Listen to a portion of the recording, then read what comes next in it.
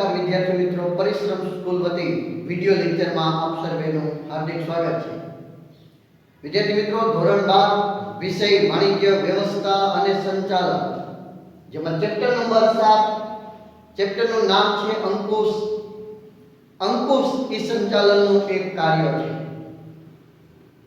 સંચાલનનું પ્રથમ કાર્ય આયોજન, જ્યારે અંકુશ સંચાલકનું સેવકનું કાર્ય રહેલું છે।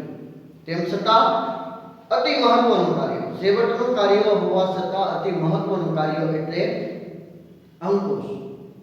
અંકુશનો હેતુ શું છે, મુખ્ય હેતુ શું છે? તો કે એકમની અંદર કામગીરી ઉપર દેખરેખ રાખવામાં આવે, મૂલ્યાંકન કરવામાં આવે અને કામગીરીની અંદર કોઈ વિચલનો હોય, શું હોય? વિચલનો, ખામીઓ, મુશ્કેલીઓ, પ્રશ્નો હોય, એ વિચલનોને दूर करवानुं कार्य एटले अंकुश। एटले एकमनी अंदर जे विचलनो छे एने दूर करवानुं कार्य एटले अंकुश अने भविष्यमां ई विचलनो बीजी वार रिपीट न थाय ई हेतुथी जे कार्य करवामां आवे जेने अंकुश तरीके ओळखीए छीए। अंकुश हकारात्मक दृष्टिथी जोवामां आवे छे, अंकुशने नकारात्मक दृष्टिथी जोवानुं नथी। एटले शुं? हकारात्मक दृष्टि एटले अंकुश ने अहींया मतलब रोक जमावो, रुपाप जमावो, कर्मचारीओने धाक धमकी आपी एवो हेतु नथी। अहींया अंकुशनो हेतु छे कर्मचारीओना कार्यो पर राखवामां आवती देखरेख अने कर्मचारीओने आपवामां आवतुं मार्गदर्शन, कोई प्रश्न होय ए प्रश्ननुं समाधान करवुं, आवो हेतु हकारात्मक दृष्टिथी अंकुशनो रहेलो छे। तो आ अंकुश है कि अंकुशनी प्रक्रियाना तबका आज આપણે ભણવાના છે। પહેલા વિડિયો લેક્ચરની અંદર લક્ષણોનો અભ્યાસ કર્યો હતો, ત્યારબાદ આપણે અંકુશનું મહત્વ પણ ભણી ગયા। મહત્વની અંદર તમને ખાસ યાદ હશે કે ધંધાકીય એકમની અંદર જો અંકુશ ન હોય તો સારથી વગરના રથ જેવું બની જાય છે। કોઈ પણ ધંધાકીય એકમની અંદર અંકુશ ખૂબ જ જરૂરી છે। સારથી વગરના રથ જેવું લાગે જો એકમની અંદર અંકુશ ન હોય तो बराबर। ई अंकुशનું મહત્વ સમજી ગયા છો। ધ્યેય સિદ્ધિમાં સરળતા છે, વિચલનને દૂર કરે છે, બરાબર। ભવિષ્યમાં કોઈ સમસ્યાઓ થવા નથી દેતા। આજે અંકુશની પ્રક્રિયા વિધિ, તબકા વિધિ સમજવાની છે। આમ જોઈએ તો દરેક ધંધાકીય એકમની તબકા વિધિ અલગ અલગ હોય। પોતાની કાર્યપ્રણાલી, કામ કરાવવાની પરિસ્થિતિ, અંકુશ રાખવાની પરિસ્થિતિ, पद्धति अलग अलग होय दरेक धंधाकीय एकमनी अंदर। पण मोटा भागना धंधाकीय एकमोनी अंदर अमुक प्रक्रिया, अमुक तबका विधि जोवा मळती होय छे। आणि तबका विधिने આપણે અહીંયા સમજશું। ધમાકા થશે, યાદ રાખજો વિદ્યાર્થી મિત્રો। એટલે શું? તો તમારે આ અંકુશની પ્રક્રિયાને યાદ રાખવા માટે એક ચાવી બનાવેલી છે। એ ચાવી છે ધમાકા થશે અથવા ધમાકા થશે। શું થશે? धमाका थशे। अंकुशनो अर्थ તમને આવડે છે કે એકમમાં આયોજન મુજબ કામગીરી થાય છે કે નહીં તેના પર રાખવામાં આવતી દેખરેખ અને આપવામાં આવતું માર્ગદર્શન એટલે અંકુશ, બરાબર। હવે તદુપરાંત તમને બીજી પણ એક વ્યાખ્યા સમજાવવામાં આવી હતી। શું હતી? પ્રયત્નો અને પરિણામ, સાધનો અને ઉદ્દેશો આ બધાની વચ્ચે સમતુલા સાધવાની પ્રક્રિયા એટલે અંકુશ। હવે અંકુશની પ્રક્રિયાની તબકા વિધિની અંદર સૂત્ર છે ધમાકા થશે। ધો પરથી ધોરણોની સ્થાપના, મા પરથી માહિતીનું સંપાદન, કા પરથી કામગીરીનું માપન, થ પરથી થયેલ કામગીરીનું સ્થાપિત ધોરણો સાથે સરખામણી, થયેલ કામગીરીની સરખામણી એવું લક્ષણો છે। શું પરથી સુધારાલક્ષી પગલાં। याद રાખજો ધમાકા થશે, ધોરણોની સ્થાપના, માહિતીનું સંપાદન, કામગીરીનું માપન, થયેલ કામગીરીની ધોરણો સાથે સરખામણી અને છેવટે સુધારાલક્ષી પગલાં। વિદ્યાર્થી મિત્રો, ગોખવાની જરૂર નથી। સર્વપ્રથમ તમે શું નક્કી કરો? ધ્યેય નક્કી કરો। એ ધ્યેય કેવા પ્રકારનો હોય? ટૂંકા ગાળાનો અને લાંબા ગાળાનો। યસ કે નો? તો કે યસ। સર્વપ્રથમ તમારું લક્ષ્ય હોય, તમારું ધ્યેય હોય, તમારો ગોલ હોય છે। આ ધ્યેયને का टूंका गाळानो हशे ने का लांबा गाळानो ध्येय हशे। ई ध्येयने पार पाडवा माटे तमारे एक शुं नक्की करवुं पड़शे? तो के एक मापदंड नक्की करवो पड़शे, बराबर। ई मापदंड नक्की करवो એને આપણે ધોરણોની સ્થાપના કહેવાય. શું? એક માપદંડ, એક પ્રમાણ નક્કી કરવું. ઉદાહરણ તરીકે હું તમને એમ કહું કે આપણે એકમની અંદર એક કર્મચારી એક કલાકના 5 નંગ બનાવશે. એક કર્મચારી એક કલાકમાં 5 નંગ બનાવશે. હવે દરેક કર્મચારીએ 8 કલાક વર્ક કરવું. કેટલી કલાક? 8 કલાક કામ કરવું. એટલે દરેક કર્મચારી 8 કલાક કામ કરે તો કેટલા નંગ બનાવે? તો તમને ખબર પડી જાય કલાકમાં 5 તો 8 પંચાને 40. એક કર્મચારી 40 નંગ બનાવશે. તો આપણી પાસે કેટલા કર્મચારીઓ રહેલા છે? તો કે 10 કર્મચારીઓ રહેલા છે. તો એક કર્મચારી 40 બનાવે તો 10 કેટલા? 4 × 4. તો કેટલા નંગ રોજના બનશે? તો કે 400 નંગ રોજના બનશે. બરાબર છે? તો આવું જે નક્કી કરવામાં આવે છે શું? તો કે એક કર્મચારી, તો આને શું કહેવાય? એક પ્રકારનો માપદંડ નક્કી કર્યો.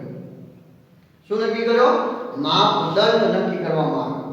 બસ એ માપદંડ નક્કી કરવો એને શું કહેવાય? ધોરણોની સ્થાપના કરી. યાદ રાખજો, આ જે માપદંડ નક્કી કરવામાં આવે છે તે માપદંડ સંખ્યાત્મક હોઈ શકે અને ગુણાત્મક પણ હોઈ શકે. કેટલા હોઈ શકે? સંખ્યાત્મક પણ હોઈ શકે અને ગુણાત્મક પણ હોઈ શકે. શું આ માપદંડ કેવો હોઈ શકે? સંખ્યાત્મક અથવા ગુણાત્મક.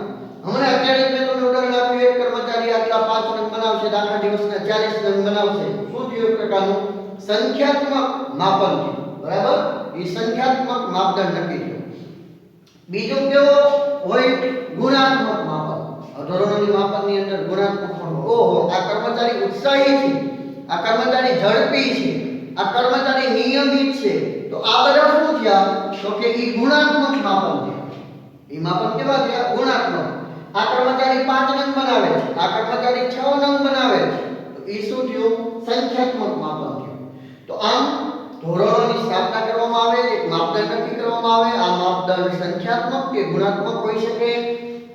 માપદંડ નક્કી કરવો એટલે ધોરણોની સ્થાપના. આ માપદંડ ક્યાંથી નક્કી થાય? સંચાલનની ઉચ્ચ સપાટી દ્વારા. તેના દ્વારા? સંચાલનની ઉચ્ચ સપાટી દ્વારા નક્કી કરવામાં આવતા હોય છે.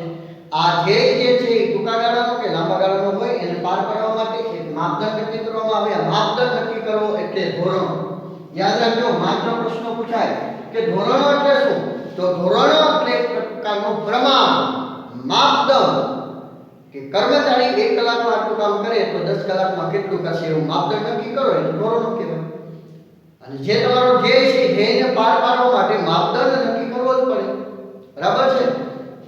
ચલો, તમારો ધ્યેય નક્કી થઈ ગયો, એના આધારે શું નક્કી કર્યું? માપદંડ નક્કી કર્યું. કઈ સપાટી દ્વારા? ઉચ્ચ સપાટીના સંચાલકો દ્વારા, નિષ્ણાતો દ્વારા, ઉચ્ચ સપાટીના અધિકારીઓ દ્વારા માપદંડ નક્કી કર્યું.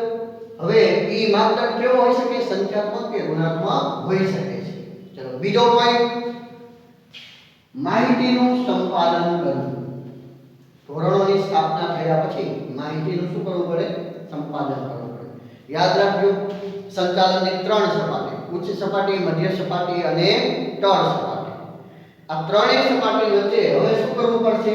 તમે એક માપદંડ નક્કી કરી નાખો. એ માપદંડ ઉચ્ચ અધિકારીઓએ નક્કી કર્યો, પણ એ કોના સુધી એ વાતની જાણ કરવી પડે? તો કે તળ સપાટી સુધી.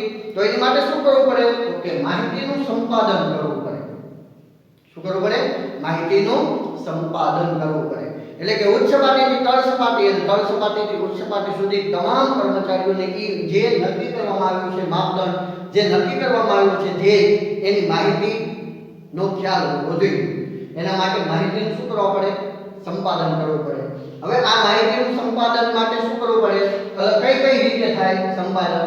તો કે એક અંગત નિરીક્ષણ દ્વારા થાય. અંગત નિરીક્ષણ દરેક વિભાગમાં, દરેક એકમની અંદર શું કરવામાં આવે? અંગત નિરીક્ષણ. નિરીક્ષણનું કાર્ય ખબર છે? નિરીક્ષણનું કાર્ય કરનાર વ્યક્તિને શું કહેવાય? નિરીક્ષક. એનું કામ કેના જેવું હોય? શિક્ષક જેવું હોય. એ કાર્ય જે સતત કર્મચારીઓ પર દેખરેખ રાખતો હોય, માર્ગદર્શન આપતો હોય, નિરીક્ષક કહેવાય. એના દ્વારા માહિતીનું સંપાદન કરવામાં આવે. એ માહિતી કામદાર સુધી પહોંચાડવામાં આવે. ભાઈ, તમારે રોજના 5 નંગ બનાવવા પડશે, અથવા સોરી 1 કલાકના આટલા નંગ, એટલે કે 8 કલાકના 8 પંચાને 40 નંગ તમારે બનાવવા પડશે. આ માહિતીનું તળિયા સુધી એ માહિતી પહોંચાડવી જોઈએ. એ એ પણ માહિતી સચોટ અને સાચી તેના દ્વારા અંગત નિરીક્ષણ દ્વારા થતી હોય છે. બીજું માહિતી કઈ રીતે મળતી હોય છે કે મૌખિક અથવા લેખિત અહેવાલો દ્વારા પહોંચાડવામાં આવે. માહિતીનું સંપાદન કઈ રીતે થાય? 3 રીતે: અંગત નિરીક્ષણ દ્વારા, લેખિત અહેવાલ દ્વારા કે મૌખિક અહેવાલ દ્વારા માહિતીનું શું કરવામાં આવે છે? સંપાદન કરવામાં આવે. ટૂંકમાં કેવું હોય તો પહેલા શું નક્કી કર્યો? માપદંડ. હવે માપદંડની જાણ કોને કરવી પડે? કામદારો સુધી. તો એની માટે શું કરવું પડે? માહિતીનું સંપાદન કરવું પડે. ચાલો 2 પોઈન્ટ પૂરા. ધોરણોની સ્થાપના થઈ, માપદંડ નક્કી થયો, માપદંડ હવે કર્મચારીઓ સુધી પહોંચાડી દીધો. યસ. ચાલો આગળ વધીએ. ત્યારબાદ ત્રીજો પોઈન્ટ છે કામગીરીનું માપન. હવે ત્રીજો પોઈન્ટ શું થશે? અંકુશ માટેનો પહેલા માપદંડ નક્કી કર્યો, પછી માપદંડની માહિતીનું સંપાદન કરી દીધું, ઠેર સુધી લેખિત અહેવાલ અથવા મૌખિક અહેવાલ આપી દીધો દરેક કર્મચારીઓને. હવે આગળ વધીએ તો કે કામગીરીનું માપન કરવામાં આવે. ત્યારબાદ એ અંકુશ રાખનાર વ્યક્તિ સતત દેખરેખ રાખે, સતત માર્ગદર્શન આપે અને ત્યારબાદ એ શું કરે છે? કામગીરીનું માપન. હવે એ કર્મચારીઓ ઉપર લઈ અને દેખરેખ રાખી. પોઈન્ટ ત્રીજો, કામગીરીનું માપન.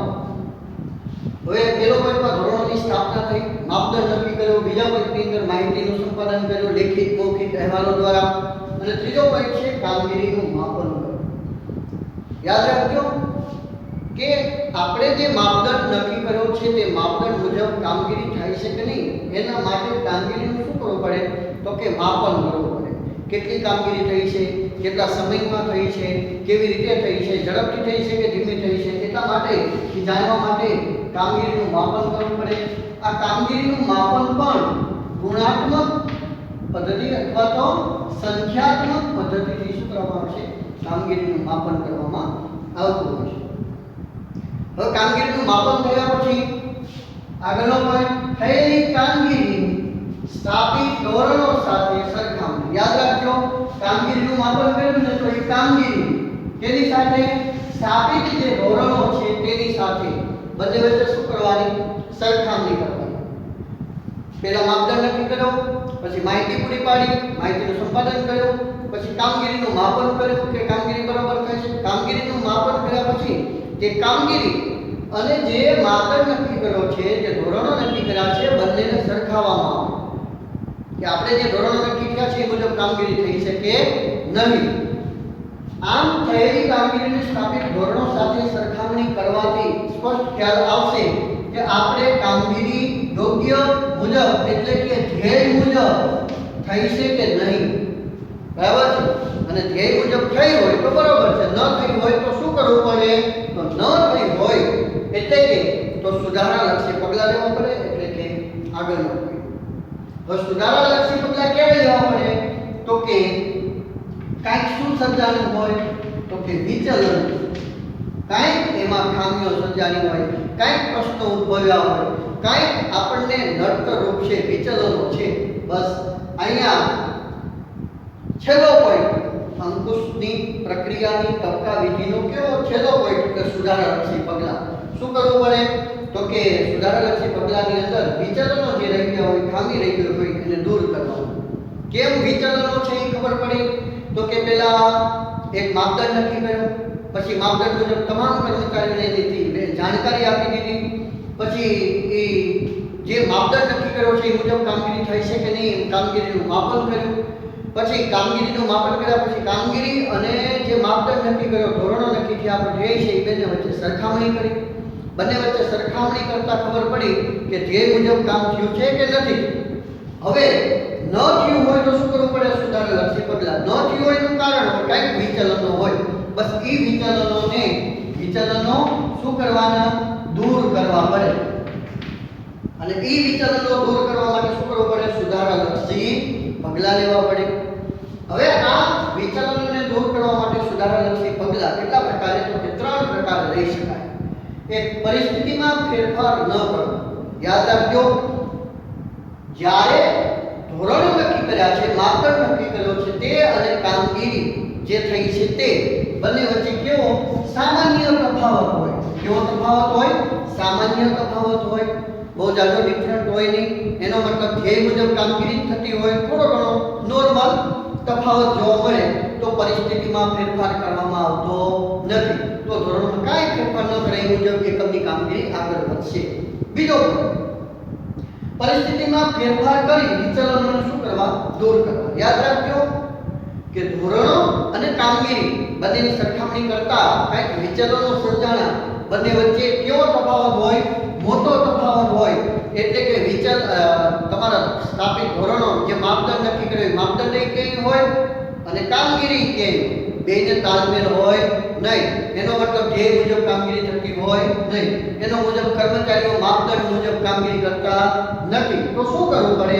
તો એમાં મોટો તફાવત હોય તો કયા કારણે એ તફાવત છે, શેના કારણે આપણને વિચલનો સર્જાય છે, તો એ વિચલનોને શું કરવામાં આવે છે? દૂર કરવામાં આવે, જેથી કરીને ભવિષ્યમાં કામગીરી માપદંડ મુજબ થાય. બરાબર છે? જે ખામી હોય એ ખામીને શું કરી દેવામાં આવે? દૂર કરવામાં. ઉદાહરણ તરીકે એ કર્મચારી પાસેથી મેળવશે કે આવું કારણ શું, કેમ આપણું માપદંડ મુજબ કામ નથી થતું? ત્યારે કર્મચારી કહેશે કે સાહેબ આ યંત્ર તમારું છે એ જૂનું છે અને યંત્ર વારંવાર શું પડી જાય છે? બંધ પડી જાય છે. ક્યારેક ક્યારેક તો 1-1 કલાક ચાલુ નથી થતું અને કલાકે ગરમ થઈ જવાથી એને 15-20 મિનિટનો આરામ આપવો પડે છે. એટલા માટે કામગીરી નથી થતી. તો વિચલન શું છે? ઓલું યંત્ર ખરાબ છે. તો એકમે એવો પ્રશ્ન એ વિચલનોને દૂર કરવા એટલે કે એ યંત્રને બદલે નવું યંત્ર રાખવું, એમાં સુધારો કરવો, મરામતનો ખર્ચ કરવો, જેથી કરીને વારંવાર ગરમ ન થાય, બગડી ન જાય. તો આવી જે કામગીરી છે એને શું કહેવાય? પરિસ્થિતિમાં ફેરફાર કરી. પરિસ્થિતિમાં શું કરવું? ફેરફાર કરવો. અને વિચલન જે હતું એને દૂર કરી દીધા, જેથી કરીને માપદંડ મુજબ કામગીરી થાય. અને ત્રીજો પોઈન્ટ એવો છે કે વિદ્યાર્થી મિત્રો ક્યાંય ધોરણો હોય ક્યાંય કામગીરી, ધોરણો વારંવાર પ્રયત્ન કરવા, વિચલનને દૂર કરીને પ્રયત્ન કરવા છતાં, સતત પ્રયત્ન કરવા છતાં પરિણામ ન મળે, 1 વર્ષ 2 વર્ષ તમારું માપદંડ ક્યાંય હોય અને તમારો ધ્યેય ક્યાંય છે, કામગીરી ક્યાંય થાય છે, તો એના કારણે શું કરવું પડે? તો કે નવા જ ધોરણોની સ્થાપના કરવી પડે. એ તમારા ધોરણો એ માપદંડ જ ખોટો છે, તમારી પદ્ધતિ જ ખોટી છે. તો નવા ધોરણોને શું કરવા પડે? સ્થાપવા પડતા હોય છે. એટલે આમ પરિસ્થિતિમાં ફેરફાર ન કરીને, મોટો તફાવત જોવા મળે તો પરિસ્થિતિમાં ફેરફાર વિચલનોને દૂર કરીને, અને ત્રીજો કે ધોરણોને અને કામગીરીને ક્યાંય તાલમેલ મળતો જ ન હોય તો નવા ધોરણોની શું કરવીને સ્થાપના કરવી. સિદ્ધ ન થતું હોય, શું થતું હોય? વારંવાર પ્રયત્ન કરવા છતાં ધ્યેય સિદ્ધ ન થતો હોય તો નવા જ ધોરણોને સ્થાપવામાં આવે. ક્યારેક એવું બને ધોરણો ક્યાંય હોય અને કામગીરી હાવ નીચી હોય તો પણ નવા ધોરણો સ્થાપવા પડે. ક્યારેક એવું હોય કે ધોરણો તમારા નીચા છે, તમારી કામગીરી ક્યાંય ઊંચી હોય તો પણ નવા ધોરણોને શું કરવા પડતા હોય છે? સ્થાપવા પડતા હોય છે. વિદ્યાર્થી મિત્રો, અંકુશની પ્રક્રિયાનો પ્રથમ તબક્કો ધોરણોની સ્થાપના કરવી. પરથી ધોરણોની સ્થાપના કરવી, ખાસ યાદ રાખજો વિકલ્પ ટૂંકા પ્રશ્નમાં. અને અંકુશની પ્રક્રિયાનો છેલ્લો તબક્કો સુધારાલક્ષી પગલાં. બરાબર છે? આ પ્રશ્નો વારંવાર પૂછાતો હોય છે. પ્રથમ તબક્કો કયો અને છેલ્લો તબક્કો કયો? લાસ્ટ તબક્કો છે સુધારાલક્ષી પગલાં લેવા અને પ્રથમ તબક્કો છે ધોરણોની સ્થાપના કરવી. આઈએમપી પ્રશ્ન છે ધમાકા થશું, ધોરણોની સ્થાપના, માહિતીનું સંપાદન, કામગીરીનું માપન, સુધારાલક્ષી ધોરણોની અને કામગીરી વચ્ચેની સરખામણી કરવી અને સુધારાલક્ષી પગલાં લેવા. તો આ પાઠ્યક્રમમાં અંદર વ્યવસ્થિત રીતે ઉતારી લેવું. ખાસ યાદ રાખજો 3 જ પ્રશ્ન છે આ અંકુશની ચેપ્ટર નંબર 7 અંકુશની પ્રક્રિયા, એમાં મોસ્ટ આઈએમપી છે. બરાબર? અને આ 3 પ્રશ્નો પાઠ્યક્રમમાં ઉતારી લેવા. જય હિન્દ, જય Bharat. Thank you very much.